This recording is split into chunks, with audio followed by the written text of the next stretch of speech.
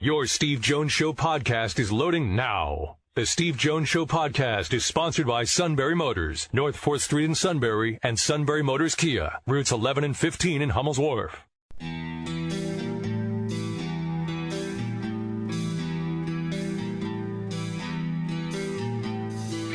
Sports talk where your voice counts. This is the Steve Jones Show on News Radio 1070 WKOK. Now from the Sunbury Motors studio, here's Steve Jones. Motors, 4th Street in Sunbury. Sunbury Motors Kia, routes 11 and 15, Hummel's Wharf, online at sunburymotors.com.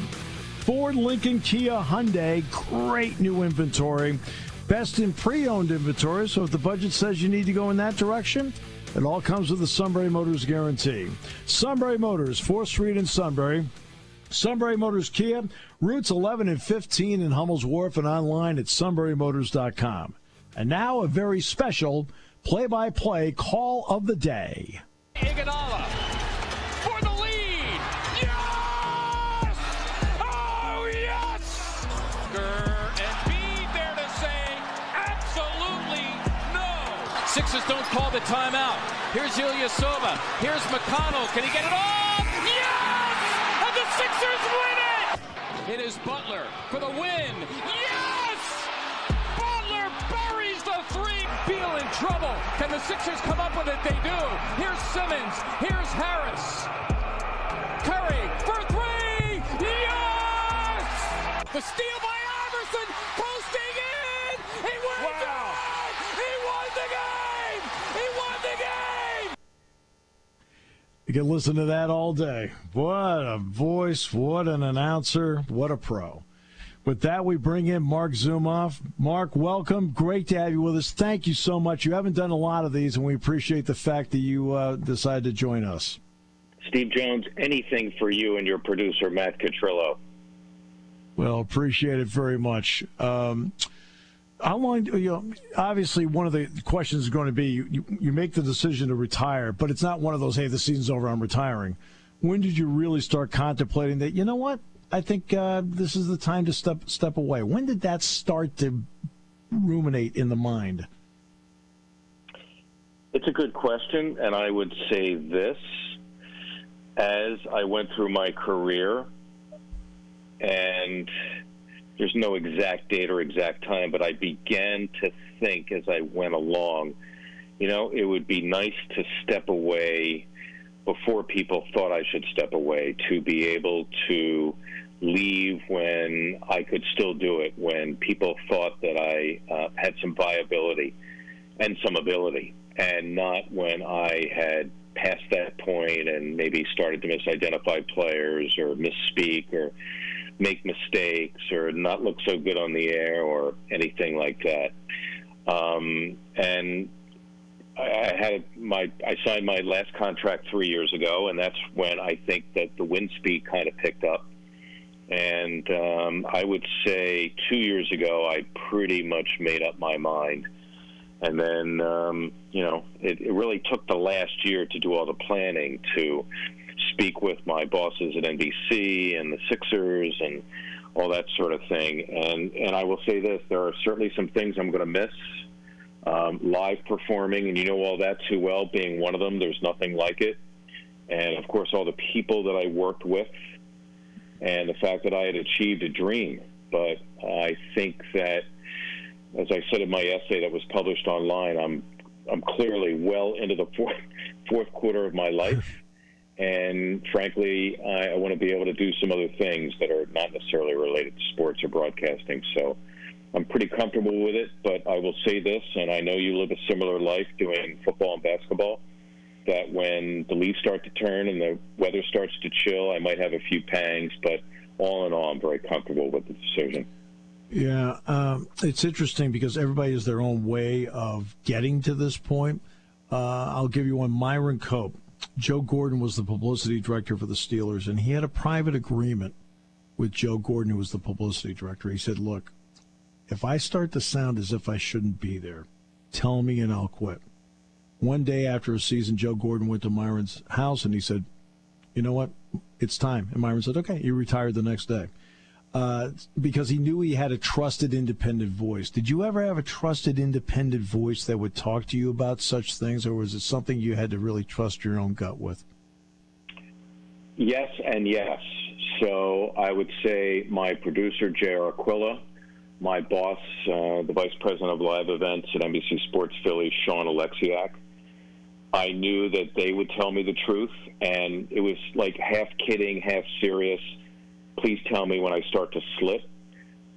I'd like to think that I hadn't gotten to that point yet, but those two guys, and of course my wife, who, as you know, wives can be painfully objective sometimes, but you need to hear that. Yes. I would say that all three of them were people who I'd said that to, but I'd like to think that I did not get to that point, that I retired where I still had something left to give. And I'll tell you what, I don't know what your personal plan is, but I think for me, it was the right decision. Look at Marv Albert. He went until he was 80.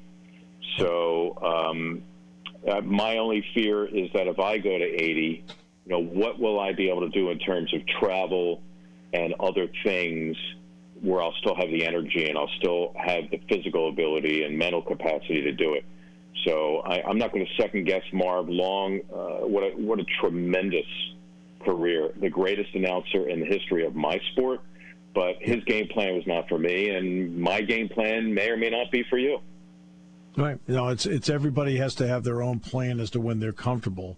I just admire the fact that you're comfortable doing this, because I can assure you, pro to pro, there's a lot more left in the tank. I thought you had a great season.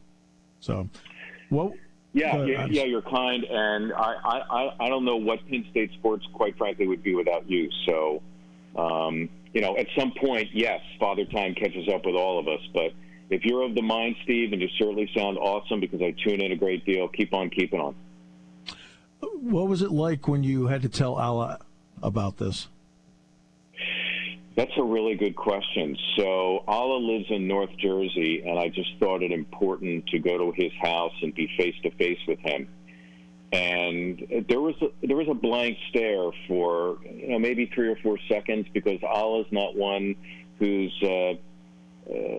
gets blown away by news. He's seen a lot in his time, and but there was that blank stare for just a few seconds, and then conversation sort of continued, and then there was a lot of it. I'm really going to miss you, and I would say the same thing to him. We had what I would like to think is a tremendous vibe, and as you know, when you're on the air with someone who you genuinely like, and they like you, and there's a good feel, and it almost feels like just a couple of guys watching a game, and you're just taking care of the nuts and bolts to make sure you get the receiver and the tackler right. It's a great feeling. So, as I said earlier, there are people that I'm going to miss, and he is certainly going to be one of them for sure. Yeah, and I understand where you're coming from, because I have that with both Jack Ham and Dick Girardi. So I know exactly what you're talking about. There you go. There you go. When someone makes a Hall of Fame speech, you normally don't hear the announcer of the team singled out. Allen Iverson did that and specifically talked about you because you were the soundtrack of his career. What did that moment mean to you? I was actually there in the audience, and it blew me away, to be quite honest with you, because I knew that Allen was the type of guy to thank a lot of people. And believe me, he went way over his allocated amount of time. So maybe I shouldn't be too surprised that I was thrown into that mix, but you're right. It's not something that happens all the time, if ever. And all I could say to Allen when I finally saw him to be able to thank him was, I need to thank you because you gave me great material. I mean, think about it. Just the uniqueness of who he was as a person, as a player, as an icon, as a guy who really kind of defined his own era where athletics and entertainment came together. He was awesome. So my gratitude to him, as well as any gratitude he felt he had for me, because he was a spectacular player, to say the least. What did it mean to you to go through the process and to see the Sixers come out of the process as a major contender? I have to say that I see both sides of the process. On the one hand, there is we'll call it moral responsibility. I don't know if that's the right word, to try to win.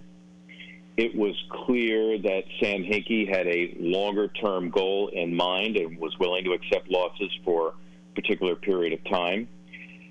When I think about the process, I think about a quote that someone once gave me who said that Sam Hinkie, whether or not you agree with what he was doing, was lawyering up the situation, meaning that attorneys will oftentimes, on behalf of their clients, do whatever is necessary in order to defend their client or make their client's case.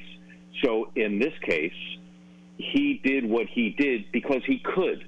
Whether or not it involved winning was a side issue. So the fact that they were successful, well, people will debate whether or not it is a success. Some have already proclaimed it a failure based on what happened in this year's playoffs. But I have always been a proponent of building through the draft, because then if you know what you're doing in that regard, you get young players who are good, and then they can be good for a long time together. So, and I'm a Sixers fan. I'm glad they're winning. I'm not happy with the way that they unceremoniously left the playoffs once again. But I still think the process is very much alive. Certainly, if you still have Embiid and Simmons on the team, it's very much alive. All right. This is something you haven't had to do since early March of 2020, but the NBA brings with it a lot of travel. People think I travel a lot. How much I travel is a fraction of what you've had to travel. Was travel enjoyable to you, or in the end, did the travel and the number of trips you had to make get to you? Yes and yes. It was enjoyable, but there were times where it became arduous, and I'll be honest with you, while I did miss my wife and my family and my own bed, I would slap myself and say, come on, you're the voice of an NBA team, you've achieved your dream, you travel on a charter, you stay at 5-star hotels, your travel arrangements are fixed up for you, there's nothing you really have to do in that regard. So it was a double-edged sword. It's a great question, and I will say I value the fact that I could go around the league, that I could interact with my colleagues, that there was always, and you'll understand this, Steve, there's faces that you see every year when you go to Michigan or whatever the venue happens to be. There were even if it was a security guard or someone who greeted you at the press gate. Mm-hmm. It was always there were always these people who you saw all the time, and they were almost like friends of yours. So that part I loved, and of course, when you had a day off, you got a chance to do some sightseeing or whatever. But it started to get old, certainly towards the end, and quite frankly, that was one of the silver linings of the pandemic, was the fact that we did the road games remotely. I did the games off a monitor, and instead of going from Portland to Phoenix in the middle of the night, I was home in bed. So obviously now you're in this spot. So can you give some hints as to one or two things you'd at least initially like to do where you get more out of your life? I think the first thing I'm obligated to do is return a lot of emails, voicemails, texts, tweets. And I have to tell you, I at the risk of blowing my own horn, I have been awestruck by the kind of reaction that's been out there. And I think a lot of it just had to do with the fact that, I'm a kid from Northeast Philly. I've always tried to stay grounded and just do my job to the best of my ability. And when I felt my ego bubbling up because I would hear some praise from somewhere, I would try to deflect it. And then when it came time to retire, my confidants would say to me, wait till you see what happens. And I kind of refused to believe it. So that's what I have to do. I have to answer a lot of those comments and calls from people. And then I have the second edition of a sportscasting textbook I'm finishing up. I'd like to do a little bit of teaching. Believe it or not, my name does mean a little something in the Philadelphia market, so perhaps there's a promotional or marketing opportunity for me. I'd have to explore that. And then just do what I said, whether it's traveling with my wife and spending time with her, taking up a musical instrument, trying to speak a foreign language, get better in the kitchen, just things that are totally unrelated to what I've been doing for the last, we'll call it 39 years, I'm open to. I will tell everyone out there, and I think I mentioned it when you were on the show the last time, that he guest lectured on Zoom to my class in the fall. And to a person, they said it was the best lesson they had the entire time. And so the ability of him to teach this is going to be something that's going to be invaluable for young people. It really will be, Mark. You're very kind to say that. You're actually giving me chills because I am fond of. There is a physicist who he's not alive anymore. He was more prominent in the 50s and 60s. A guy by the name of Richard Feynman. He's got a Twitter account with like 500,000 followers, and basically it's his thoughts and philosophies that are tweeted out on an occasional basis. And one of the things that he said, which I've held on to, Steve, it's when one teaches to learn. So from that aspect of it, the process of teaching gets me excited because I have an opportunity to learn. Sometimes when you just hear your own thoughts, it's like, oh yeah, you know what? That makes sense. I forgot about that. Or, geez, it's not something that I actually consciously thought of, but that's an interesting thing. And in addition to that, and you can attest to this, I'm sure, because media is converging and changing so quickly before our eyes, the kids that you teach and I teach can easily teach us because their entire lives have been social media, have been digital, have been computer, have been automation, have been technology and internet. They don't know what it was like to have to wait for the next day's newspaper to see if your favorite team won. So there's plenty for us to learn from the younger people as well as we teaching them. Well, I know it's something I talk about with my students. I said there are two major tests of character in anything, but including this business. How are you in the lowest of lows, and how are you in the highest of highs? Are you the same person the entire time? Mark, you've been the same person the entire time. So I congratulate you on the kind of career that many people should emulate. You're very kind, and you have to do one thing for me, is have me back to speak to your class. Oh, my goodness, yes. Oh, that's an automatic. That's an automatic. We'll do that in the fall at some point because they're going to love that. Awesome. Looking forward to it. Mark, thank you so much, and thank you for enriching our profession. Appreciate you very much. Back at you. When you see, when it's finally time for you, Steve, you're going to see it's going to be a life well lived, I guarantee you. Thank you, sir. Appreciate it. Appreciate you. We will talk shortly about the fall. Great. Thank you, Mark. The outstanding Marc Zumoff. You know, Steve, the way you closed it out was exactly what I would say to him. That was a very touching interview to me because Mark is someone that's meant so much to me personally. I'm lucky to know him personally. He's been a big help into my young career so far. And I'll tell you, the amount of humbleness that he showed me and the willingness to help someone in his position is just continues to be thrilling for me because this was someone, like many, grew up watching. He was he one of the reasons why I became a Sixers fan. And for him to have been that influence for me and for him to share with us today, I was really touched by that. And I just wanted our audience to know how much that he really does mean to young people in this business that are still working their way through a little bit, like myself. He's someone who is great at what he does, has enhanced our profession, and is totally grounded with no ego. He's just a special guy. I mean, that's why I wanted him to talk with my class. Now, we got another guy like that coming up, by the way, on Monday, too. I mean, Kenny's very much like that, too. Absolutely. Kenny is very grounded. But Mark, special guy. The Sixers and Sixer fans enriched by that voice for 39 years. We'll take a break. We will come back with more in a moment. Great to have you with us today on News Radio 1070 WKOK.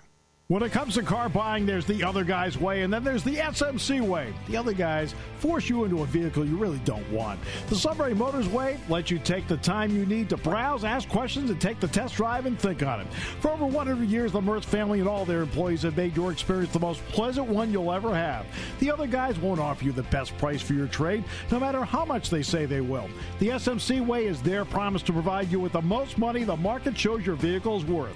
The SMC way is to offer you all applicable factory rebates on new vehicles and generous discounts. Looking for a pre-owned vehicle? The SMC way checks each vehicle in a 200-mile radius to determine the lowest price, then beat it. It's the lowest price promise, just part of the SMC way. The choice is up to you, the other guy's way or the SMC way. The SMC way wins every time. Sunbury Motors Company in the North 4th Street Auto Plaza, Sunbury, and at sunburymotors.com. Selling more cars and satisfying more customers for over 100 years.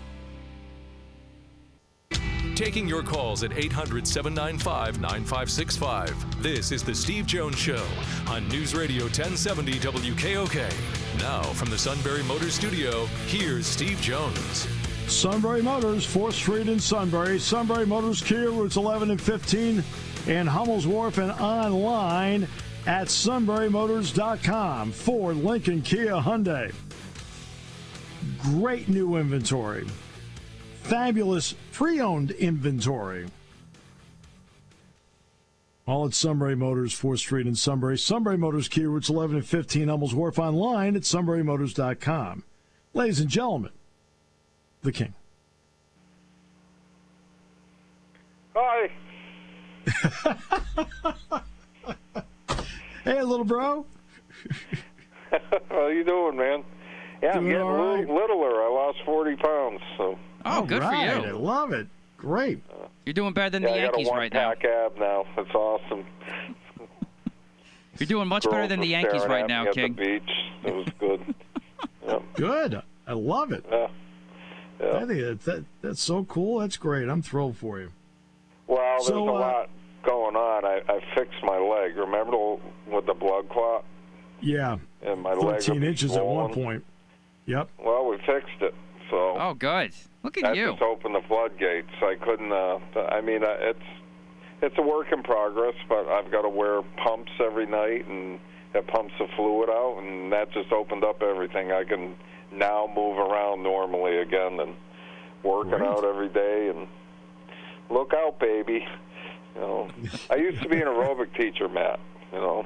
Really? Yes. Oh yeah, I taught exercise classes for years, but I got this blood clot, and it just threw me into a tailspin. But wow! Oh, it was popular, man. I had 30, 40 people at class because I was a guy. You know, and it wasn't. I'm big. The things you learn every day. You know? That is amazing. Yeah, he was. He sure was. No, it got popular because men joined the class. So it was half men, half women. Wow. And, it was cool. And athletes, and had a couple Olympic bicyclists. Cool. Yeah. So Joe Dipple used to take my class. Yeah. Our old quarterback who played at UConn. He was one of the best athletes to ever come out of Enfield. No doubt. Yeah. He was a good friend. So we ran in races together. It was fun. So anyway, how's it going out there? Good. You going to be at work tomorrow morning, or what are you going to do? I'll be at work all day. Why, you're going to be here? Yeah, what time are you going to get to work? What time do I get to work? Yeah. Between 6:30 and 7. Perfect. Good. Good. I'm going to be. I'm going to be in Danbury tonight. So. Oh wow. So So you're heading out tonight. Be careful, man. There's a bad storm coming here. So, Yeah, I heard. That's fine. yeah.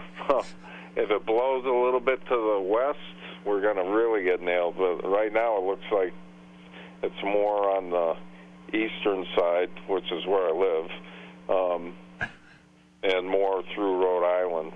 The Cape is going to get a dead hit. So. Yeah, that's where I'm going. But Saturday's going to be nice, so I'm going to go there on Saturday. Yeah, it'll be gone by then. By the time you get there, it's tomorrow that it's going to hit, and it moves pretty quick. But we're staying in Chatham in another month. I can't wait. Oh, good. Yeah, maybe take in a little bit of baseball. So. Oh, good. Nothing like a good Cape game.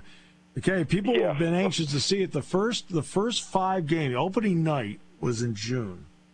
Yeah. And in 2019, in the 5 games that were played, opening night in the Cape Cod League drew a total of 4,400 fans or something like that. That was fine, good.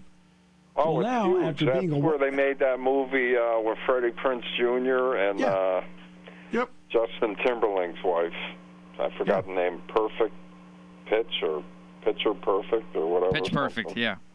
Yeah, but it was filmed right in Chatham.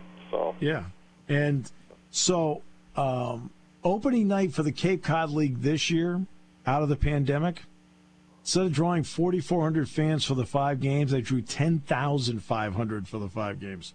I mean, people were like just anxious to get out and watch stuff. It's just like here on the 4th of July. Here on the 4th of July, the record in the ballpark is 6,111 because the place seats 5,570. Yeah. Okay. 7,183. Oh, wow. Yeah, it's just an awesome place. I mean, the Cape Cod League's incredibly competitive, so the best players ever came out of there. So. Yeah, we had our own Chickalemmy Nick Dunn play a couple games up there before he went to the Cardinals organization. Yep, exactly. Wow. Yeah, it's the best of the best, you know. And with the draft coming up, and the Red Sox are picking number 4 this year, so they're all excited. They think they're going to get the next Pedro Martinez. But I tell you who I would draft in a blink is Al Leiter's kid. Well, that Leiter's kid's the guy I want them to draft. All right? Yeah, that's why this good, is where you need cooperation from an inept organization. And fortunately for the Red Sox, the Pirates are drafting first. They'll take the high school shortstop or something like that. And I'm not kidding. I'm not joking. No, you're They'll take the high school shortstop. I have legit heard reports about this.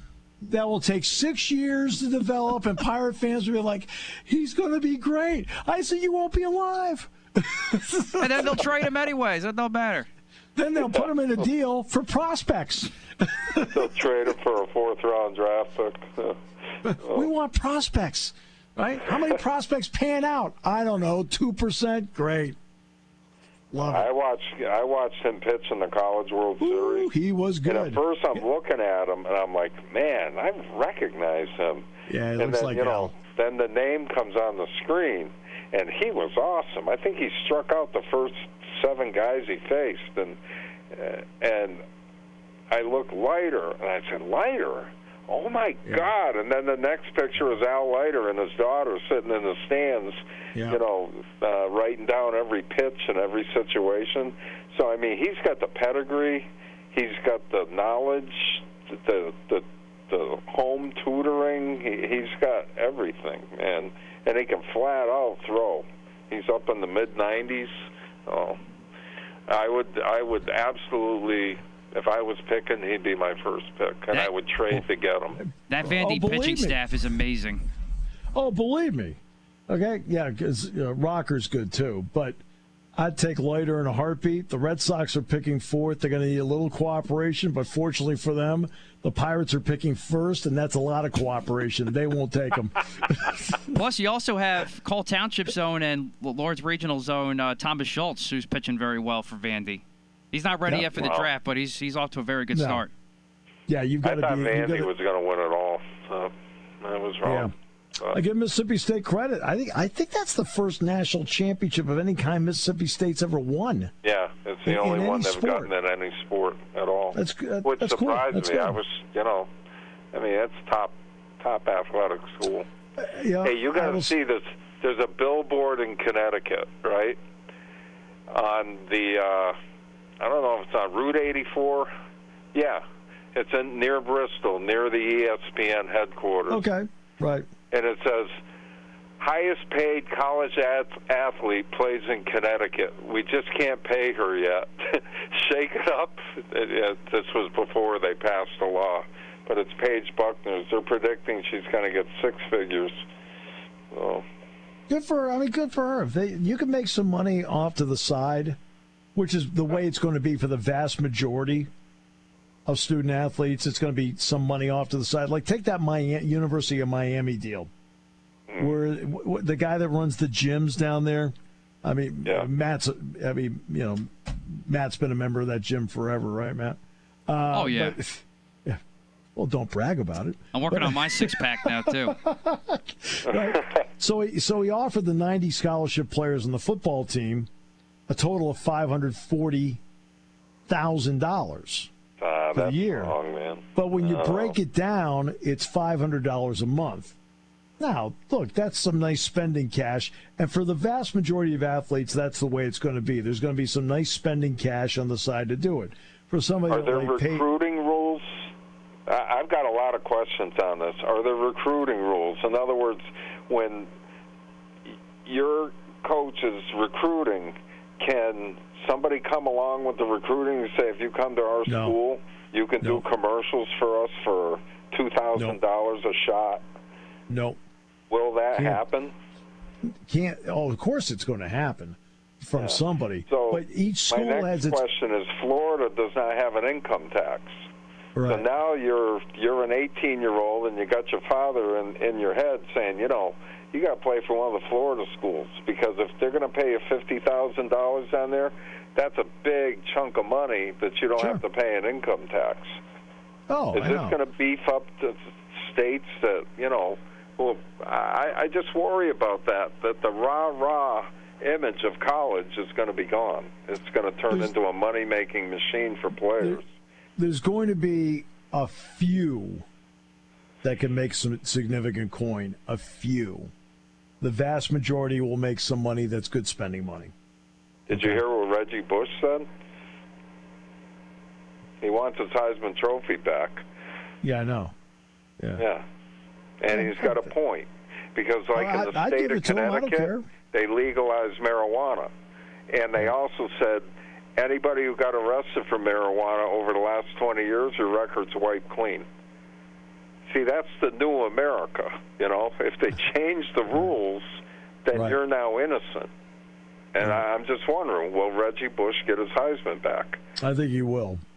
Hey, I do too. Have to take a break. I think he deserves it back if they're going to do this. Hey, they helped his mother out. That's all. We need to take a break, though. Right? Okay. Because we are a commercial entity. But we're a commercial entity. So we're going to play commercials. Next on News Radio 1070 WKOK.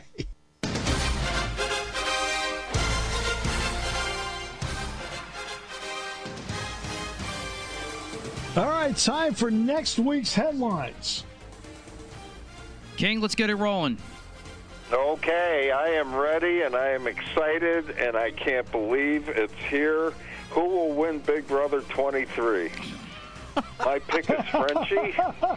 The cast has an engineer, a lawyer, a sales rep, a swimwear designer, a makeup artist, a phlebotomist, a safety officer, a student, an account executive, a general contractor, a forensic scientist, a flight attendant, and a kindergarten school teacher.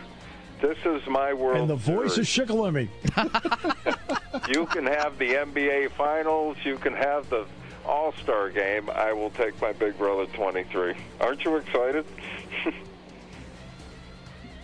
Hello? Is this where we're supposed to respond? I love this show. I can't get enough of it. And then I get the feed, so I'll watch it all night long. So the uncut feeds. It's just made for television. I got 3 months of joy. So who's up next? No comments? Go ahead.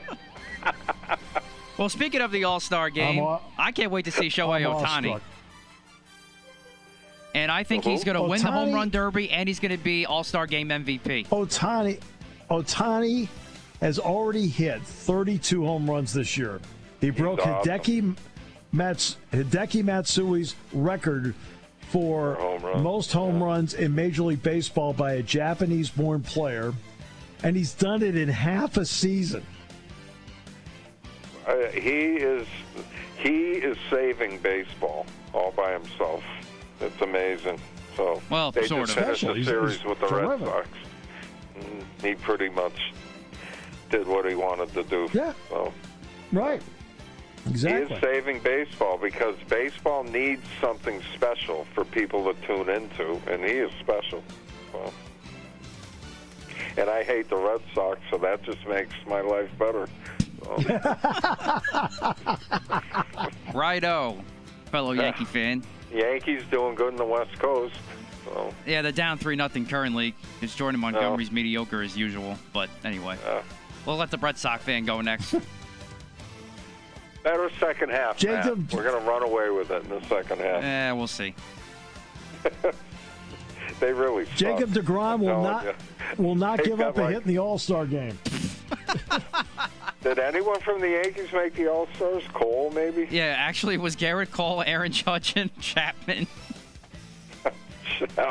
He can't. Without the sticky stuff, Chapman can't do anything, man. He sucks. Neither can Cole. Yeah. No, I know. Yeah. Jacob deGrom will not give up a hit in the All-Star game. Boom. I feel confident I'm right. There you go. He'll pitch to one guy. I don't know. He's not going to go. Baseball needs that guy. He's really exciting to watch. Can you imagine the Angels and Trout is hurt, Trout's sitting there saying, my God, we've been beaten up the whole time I've been here, and now, they make good moves. So exciting. This is Trout's way of load management. I hope he comes back. He's good for baseball too. It doesn't matter. They're going to miss the playoffs anyway. No, I'll tell you, Trout's something else. Yeah, little Mickey Mantle. We got to throw a Yankee plug in there, baby. That's all we got going for us right now. I'm back to watching, hoping the Red Sox lose, and that doesn't happen often. No, enough. Not really. The Red Sox are pretty good. They're a pretty complete team. So, unfortunately. All right, my next one. There's nothing like listening to a Red Sox broadcast on the radio. You can always tell if they're winning or losing with Joe Castiglione. If they're winning, he's all popped excited. it up. If he's losing, he popped it up. There's a ground ball is short, and he's out. You're like, Scott Fransky. Scott Fransky, you can't tell what the deal is until he tells you the score, because Scott, it's a base hit, it's a base hit. If it's a home run, it's a home run. He just calls it. Same with John Sterling. Yep. That's a good announcer. Joe Castiglione just wears his emotions in his voice. And there's a long fry, and that's going to be a home run, too. Well, no offense. That's pretty typical for all the Boston teams up there. Oh, yeah. Yeah, they're very Homer City. They haven't won any championships in a while, so they're all miserable. As long as they're not saying it about the Penn State guy, you can say whatever you want. Who, that Jones guy? Yeah. Is he still there? Yeah. And guess what? He wants his team to win every game, but you got to give credit where credit's due, and the other guy does something right. Yeah, if the other team makes a play, you got to say it's a great play. You got to say they made a play. Both teams are trying to win. So, anyway, who's next? All right, my next one. Now that the Stanley Cup has been won yet again by Tampa Bay, will anybody try to throw it and catch it? And or will Tom Brady and Rob Gronkowski crash the party? The Stanley Cup already said I'm too heavy to throw and catch. The Stanley Cup is 35 pounds. The Stanley Cup is 35 pounds. There ain't going to be throwing or catching. But Gronk could catch it, though, if he wanted to. Yeah. Well, I'm going to attach that, Matt, because that was one of my next ones. Will there be consequences for Tampa Bay for being $18 million over the salary cap? They'll probably make some moves to fix that. I think it's not too early to say.